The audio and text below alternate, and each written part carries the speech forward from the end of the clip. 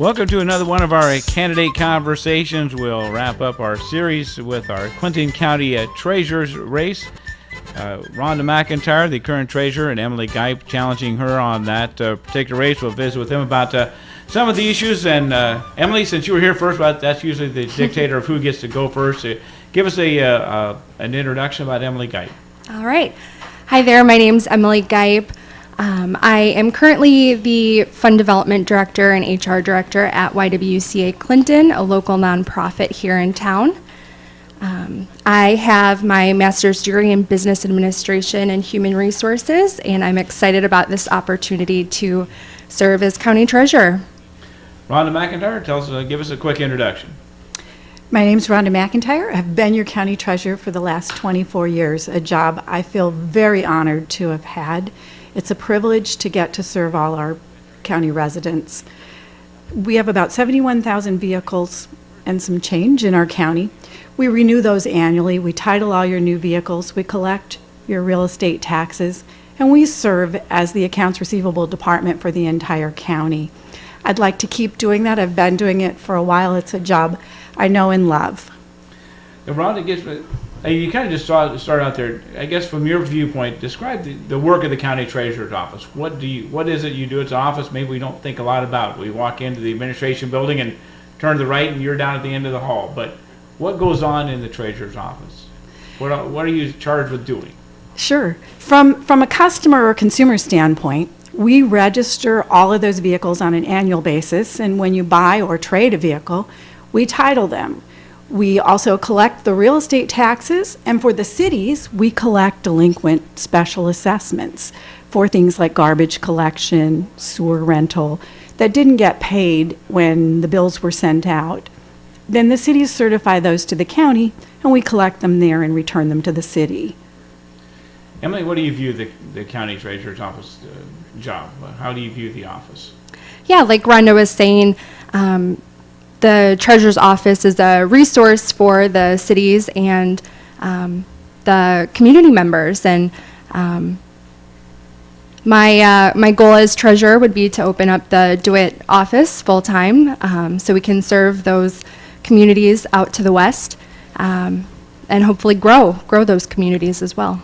You mentioned satellite office. How are you going to do that? I know open it full time. How are you going to accomplish that within what the budget is? Yeah.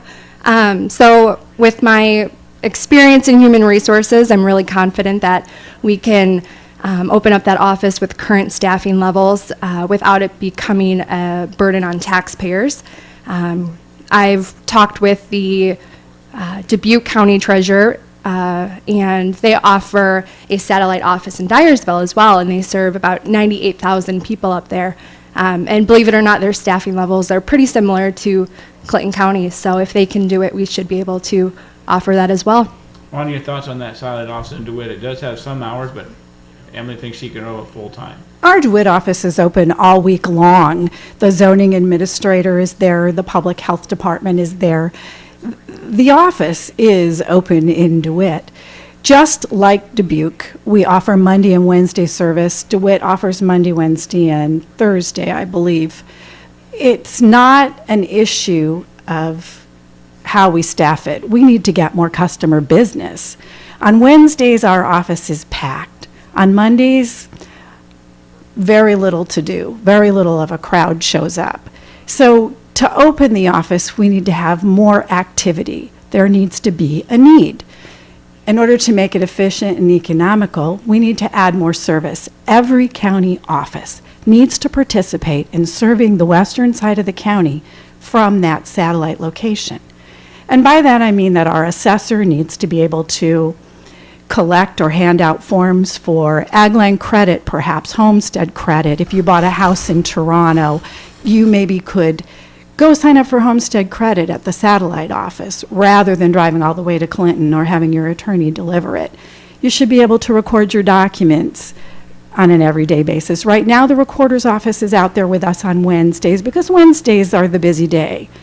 If we had more business, we could have a bigger presence, and it takes business to drive that. So incorporating more services from all of the offices that the county provides service for That makes sense. And it also gives all the western side of the county an advantage in that they don't have to drive for an hour for one thing.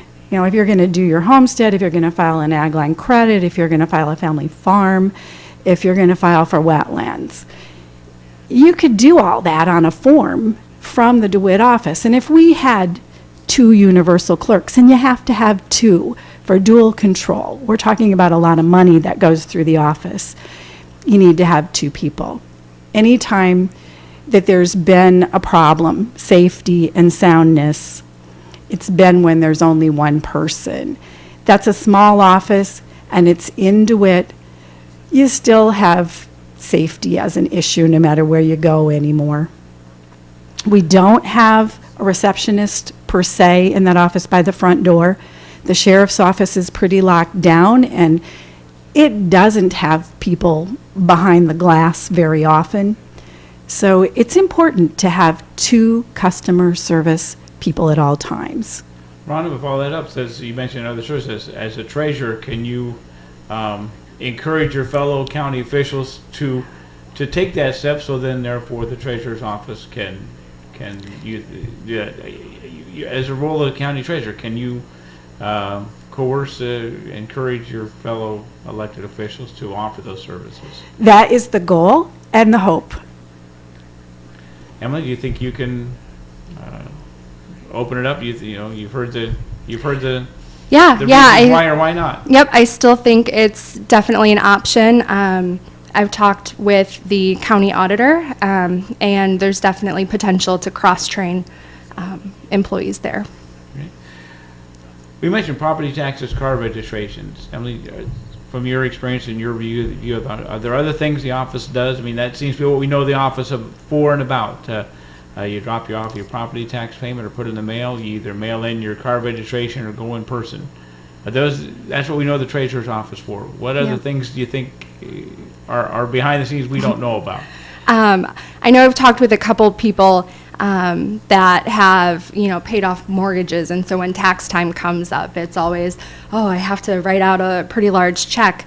So I'm hoping with education we can hopefully have maybe an ACH enrollment where, a monthly deduction is possible for those people that have that paid off home.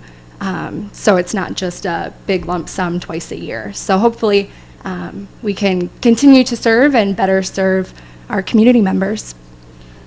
Rhonda, we mentioned the 2 things the office is known about. You mentioned both of those. Are there other things that... There are a lot of other things that happen in the background, and they aren't things that involve the public or the public would necessarily even know about.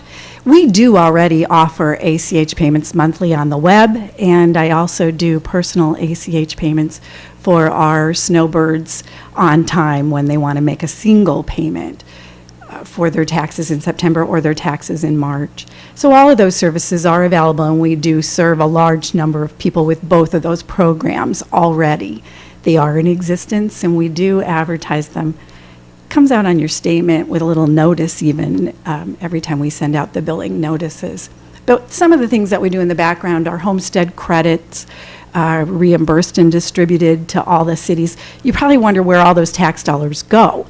And at the end of every month, by the 10th of the month, according to statute, we distribute them to all the levying authorities. That would be your cities, your school districts, Elwood Sanitary District. It's quite a few entities that partake in the tax process, and we are the collector for all of those dollars, and we distribute them back then to all those levying authorities. Rhonda, could or should the county treasurer and the office maybe have an expanded role, and maybe a couple of different areas within other county departments, economic development in this outside the office? Should or could the county treasurer play a big role in some of those areas? I think to some degree we do. We work with the city in regard to 657A10A, paragraph 6, Code of Iowa, gives the city leeway on abandoned parcels. And we work with the city to give them back a deed on those abandoned parcels so that they can go in rehab or gut or do what the city wants to do to clean them up. We also work with the city on the tax sale process. We end up every year with a few delinquent parcels. And when your taxes are not paid in the year, we are by law required to auction those taxes off on the third Monday in June. When we do this, that puts money back into the coffers for all the levy authorities, gets the taxes paid and the money doing what it's supposed to do. But it also gives the homeowners between 2 and 3 years to come up with the dollars and cents to pay those back taxes. So it's kind of a win-win for both sides of that issue. When someone abandons and cannot pay the taxes, then that tax becomes a tax sale certificate to the county.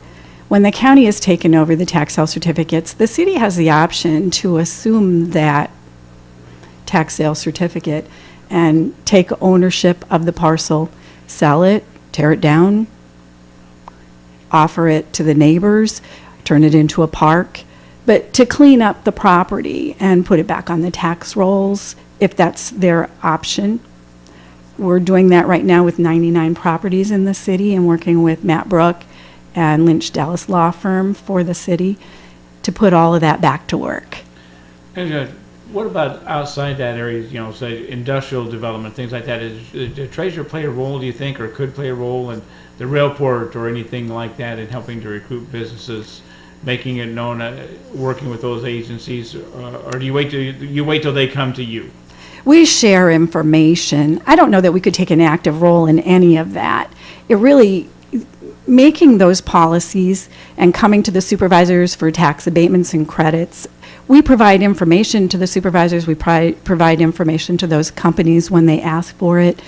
But other than being a resource of information, I don't think the treasurer's office can actively pursue development. I believe that to be the supervisor's role.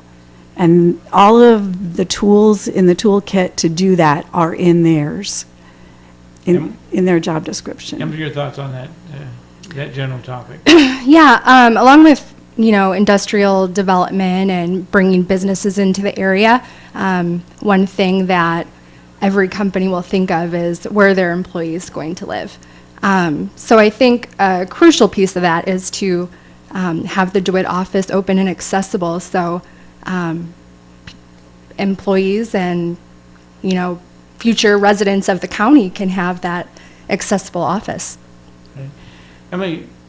How about, and this goes back to some of our discussion with the supervisors, and one of the issues there, like the regionalization, mental health care, and the tax levy there. That's all in their ballpark. Can the treasurer go to the supervisors and maybe talk, play more of a discussion role with some of those particular issues, although it may not be directly your control? Yeah, I think, each elected official should, come to the table, especially when it's dealing with our residents. And for the good of the county, there needs to be communication and working with different departments. Rhonda, what about your thoughts on that? It may not be your particular, may not have a say-so, but should the treasurer maybe get involved in some of those types of discussions? At this point, I think we're watching the state legislators to see what direction they take. They've made decisions that have dramatically affected us on the county level, and how they're going to change the way things are working today is really what we're going to have to wait and see.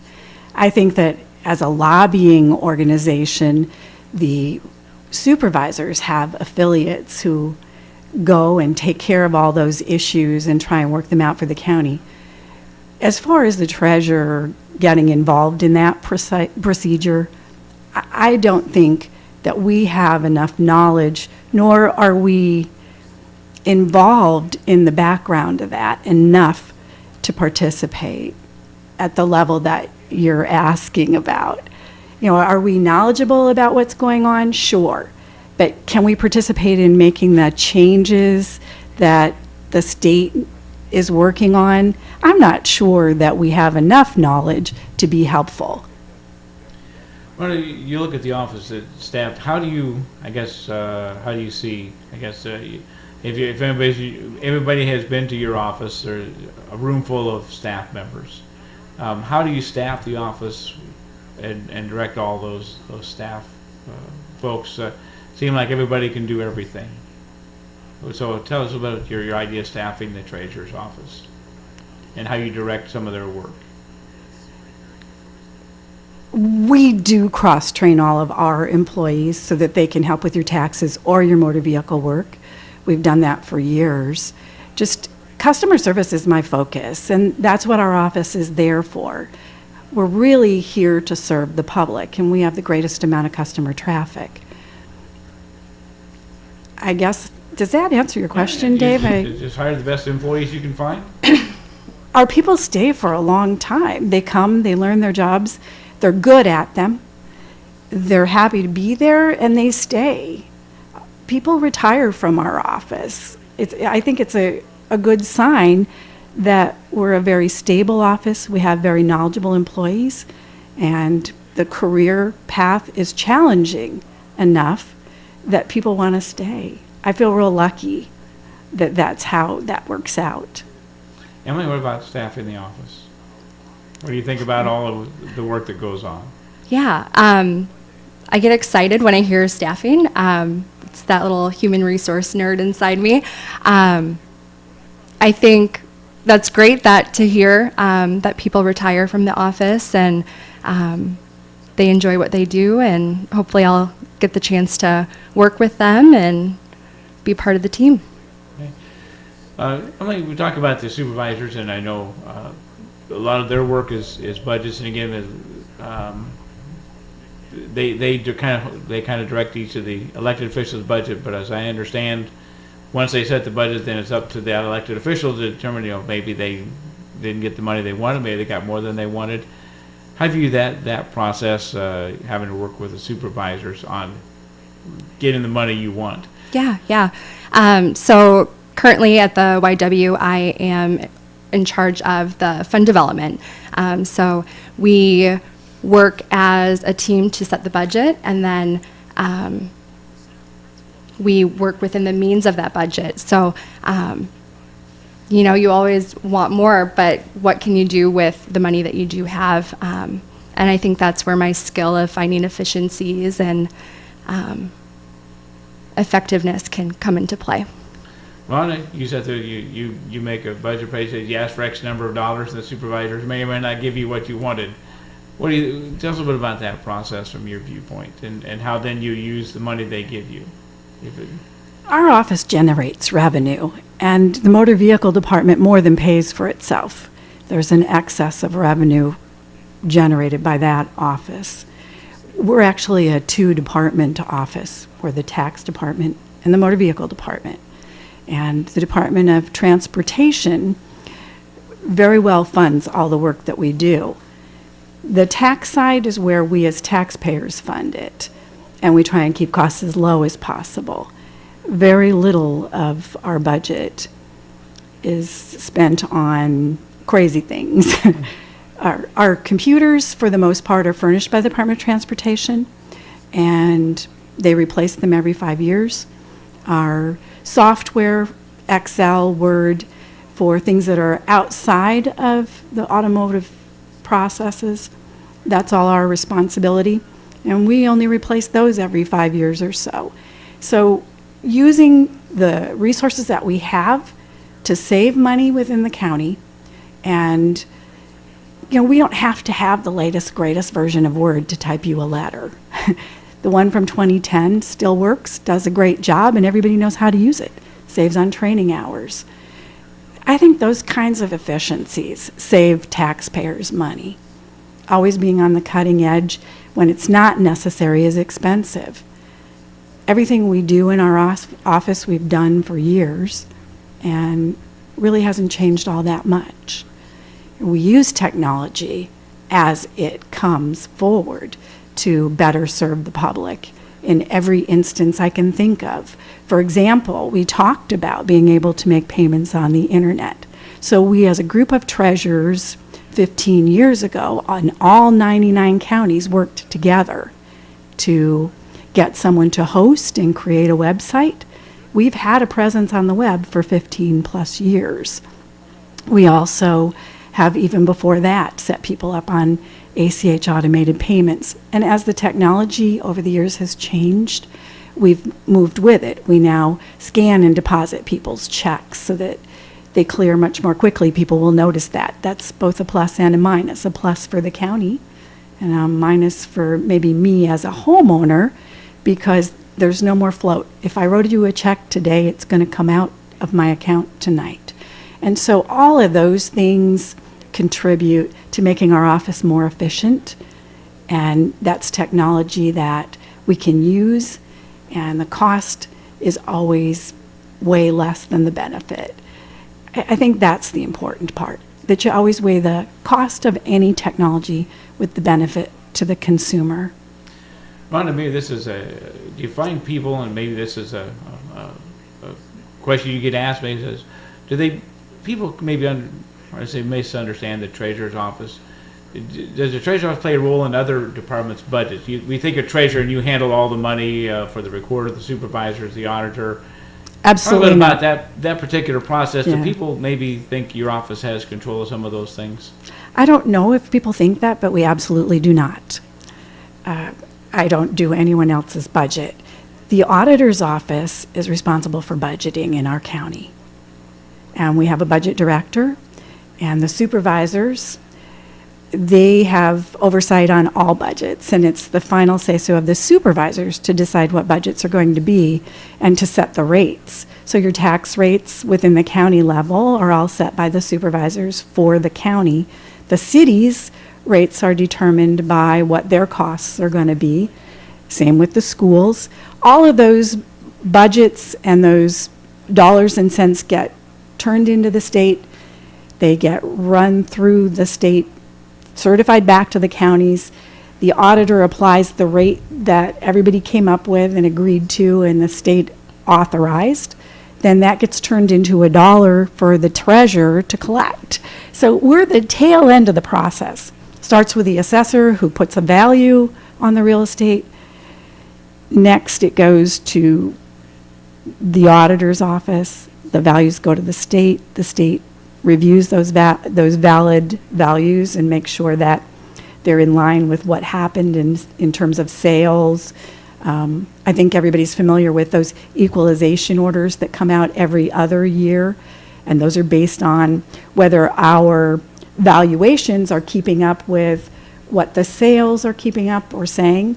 Sometimes the sale values will drop and you won't see an equalization order. Sometimes sales will increase and show that property values are greater than what we've been assessing, and then we'll get an increase. And so watching those kinds of things that happen before it ever gets to the treasurer to become a tax are interesting. In October every year, the Department of Revenue puts out their rollback factors, and those affect what you're going to pay. The value of your home multiplied by the rollback factor divided by 1,000 and multiplied times the rate is going to tell you what your taxes are going to be. So when you get those assessment notices in April from the assessor, pay attention to what those numbers are, because a year and a half later, whatever tax rate we have that year, we get those in June, whatever tax rate is applied to that assessment is going to be affected by A, the rollback factor, and B, the rate. So keep an eye on those, and when you have a disagreement with them, you need to get in and talk to the assessor about it. Not your office. Not our office. By the time it gets to us, all of the hard work has been done, and we're just collecting the tax.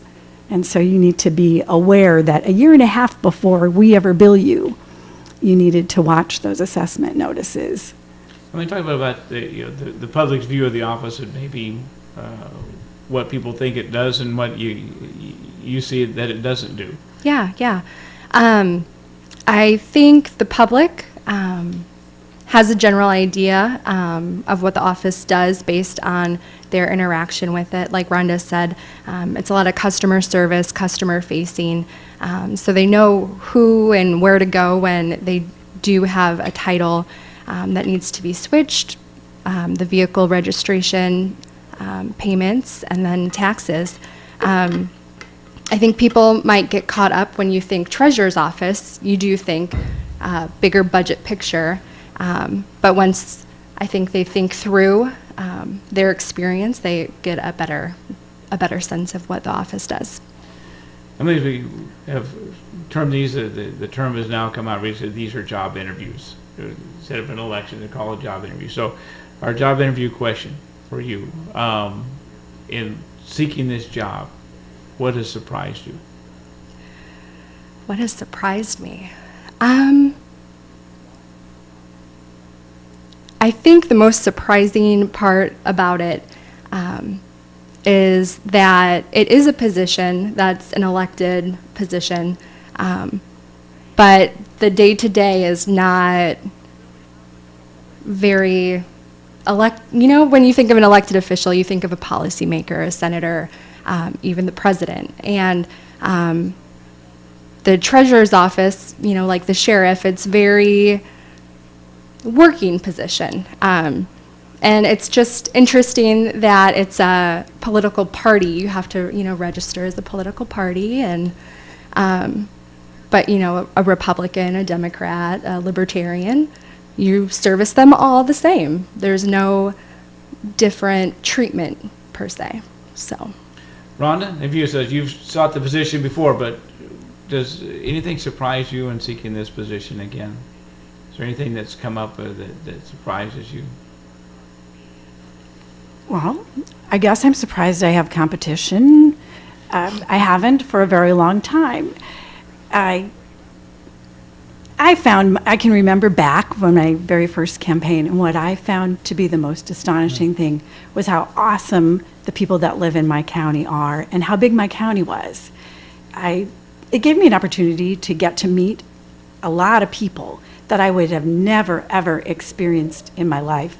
I could walk up to a farmer and have a conversation, and they would explain to me about what they do, the gestation example of a pig in a hog farm, how many ears of corn grow on a stalk, things that I wouldn't have had access to had I not run for the office. And the social aspect of meeting all of my customers has been awesome. I've been very fortunate. That's the part I like the best about this job, that I don't want to give up. I really, really enjoy that opportunity to meet people, to go places, and actually, when somebody has a question, they don't feel uncomfortable calling me on a Saturday morning at home and saying, "Oh my gosh, I forgot to register my trailer and we have to use it. What am I going to do?" Or, "My daughter's away at college. She's lost her stickers. Can she go get them in the town that her college is in?" I mean, I think that being able to help people and having people know they can call me, and getting out and meeting the public, because you have to do that when you campaign. You don't have a choice. I think that was the surprise, that people would talk back to me and that they would be friendly and open, and that they were willing to share, and that they felt comfortable enough to have those conversations with me, and they still do. I love that about this job. I love that about the political side of the job, and that's probably the only part of the political side I like. I hate the combative part. But I do enjoy getting out with the public and having them share with me. And when they have a need to tell me something or straighten me out, because every once in a while, maybe you need to know what's going on in their lives. You kind of get wrapped up in the day-to-day run of things, and you don't realize how things are changing for our farmers. Or, this year at the tail end, when we're pulling in all our crops, it's been rainy as heck. And there's water everywhere. That's impacting everybody. And to get to hear about those things when you're not a farmer, and to get to learn a little bit about it, that's the other part of this job that's so fabulous. You don't know what you don't know until you hear it from somebody who lives it. Okay. Why don't we wrap things up? Well, I'd like to give our guests a little open mic time. If you got a chance to say something, you can say it again. If there's something you want to make a pitch for campaigning, here's your chance. So here's your time to wrap things up. All right. Well, Dave, thank you for having us in. I appreciate it. This is a job that I know and love. I've been here for 24 years. I would like to stay. I really look forward to getting up every morning and getting there and dealing with my day-to-day. Every day there's something new, but there are things that I get to do every day. And I think keeping that structure and then adding change and challenge and technology to what I already do is what makes it fun and keeps it invigorating and exciting. And I don't want to give that up yet. I'm ready to do it another 4 years, and I hope that everybody out there, I think they're comfortable with me. I hope they like the job that I'm doing, and if they don't, call me, let me know. I'll be glad to meet with you. I'm open to change. I look forward to all your suggestions and hopefully your vote on November 6th. Emily Gipe, here's your chance to wrap things up for our show. All right, thanks for having me out, Dave. I am very, very excited about the possibility of serving as county treasurer for Clinton.